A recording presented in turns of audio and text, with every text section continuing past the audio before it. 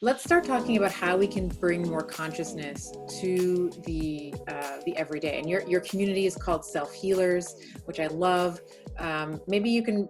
What are some of if someone's listening, like, yeah, you know what, I had a mother who was checked out, or I had a father who was emotionally checked out, or whatever it is. How can we begin to teach ourselves that our bodies are safe and that we can become the parents that we never had, or to begin to regulate that dysregulated nervous system? What are some of the first things that you would recommend to someone to begin to practice every day? You mentioned mindfulness and meditation. Is that where we would start, or is there something else? Yeah. Yeah. So consciousness, Stephanie, is the foundation around which change occurs, right? Because we can be self-aware, we can have self-knowledge, like you're saying. Maybe you are the listener who's hearing us and saying, I do know those wounds. I do know what happened. That's amazing. That for many of us is part of the story. Interestingly enough, and I just like to share this here now, I don't have memories of my childhood. Part of the dissociated experience is I don't have what is called autobiographical. I can't kind of close my eyes and view the movie of even what holidays really looked like. I talk in terms of, I have a sense, I have a feeling that, but none of it is that visual, I think, way that we typically think of. So a question I get often, when first and foremost, I, for many years, thought that I had something wrong in my brain. I thought that there was obviously structural damage. There was something wrong in the I house of thought I my had memory. Alzheimer's. I thought I had Alzheimer's. I have the same. Like early Well, Alzheimer's. especially I definitely had Alzheimer's because I was also convinced. So back about the body piece too, not only was I disconnected, Yeah. I didn't feel like I had much control or choice. Mm. I believe that whatever genes I was born with, they are what's going to tell me what happens next in my body. So I say that to when you say Alzheimer's, because one of the things that I was convinced that was carried in my family was Alzheimer's. So of course I have a brain problem. I have no choice. I'm just going to get it at whatever year, age, that you get Alzheimer's symptoms, right? So I actually contacted someone who was studying some version of memory impairment, thinking I was going to be a specimen in their study, because clearly I had this very unique thing. Anyway, the short of it is, when you're not present, when you're dissociated, you don't put the memory in. So that's why I don't have those memories. I was on my spaceship. I don't remember. I wasn't really as present to be able to. So when I speak of this, I share this because I speak of this, and then people say, well, how can I heal? If I don't know, if I don't have that self-knowledge or that kind of awareness of what happened, can I heal? Absolutely. I don't have that. I have not regained the memories.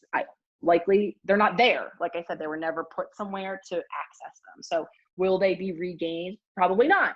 Right. So maybe for some of us, we feel sad, we mourn the loss of those, kind of memories of experiences. That might be part of the journey. The question then follows, can I still heal? And my response is always the same. I mean, A, I've done it, and B, yes, because you're a living pattern. If you just watch yourself now, you can see those things that you're replicating. So why am I talking about this now?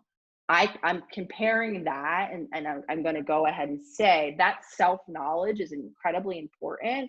If you don't have it, it's not the game changer. What is consciousness, which means shifting from that autopilot that's running the show for most of us, from our, again, daily behaviors, daily thought patterns, and then therefore feeling states that I'm stuck in. For me, stress, right? All of the nervous system responses, all of the way I've coped, that pattern of disassociation, I have to learn how to shift out of that. And the way I do that is I learn how to fire up, which for a lot of us is the part of our brain that's not been online, the conscious part of our brain. Even though we're repeating and we think we're thinking all day long, what we're repeating are those subconscious patterns. We're not repeating necessarily new thoughts or a future that's different. We're repeating the same things, which is coming from that subconscious, that outside of our awareness. So what I say to people, what I've had to spend a lot of time in the beginning of my healing journey doing, because I was so unconscious, living in that dissociated autopilot, is to begin to practice consciousness. With the first step being, notice how unconscious you are. To do so, I'm looking for my cell phone that I happen to be talking on. We happen to have a device right here. Set an alarm for random times throughout your day that you'll forget by the time the day happens, right? Maybe. And when that alarm goes off, see what you're doing, right? See where your thoughts are. See how present you are. Am I here in the moment, right? Am I here in what's happening, or am I somewhere else? Maybe another way you could do this is just observe your habits. Notice yourself for about a week or two. What is the first thing you do? What does your day look like? Is it generally the same, even if you've intended to do otherwise? Probably the answer is yes. Okay, so notice how often you're on autopilot. If that alarm goes off and your thoughts are in yesterday or tomorrow, or you're somewhere else, you're not conscious, you're probably letting that autopilot run your show in that minute, right? Same thing. If you find yourself very habitual and not breaking those patterns, you're in that autopilot. So then what do we want to do? When that same alarm goes off, begin to practice consciousness.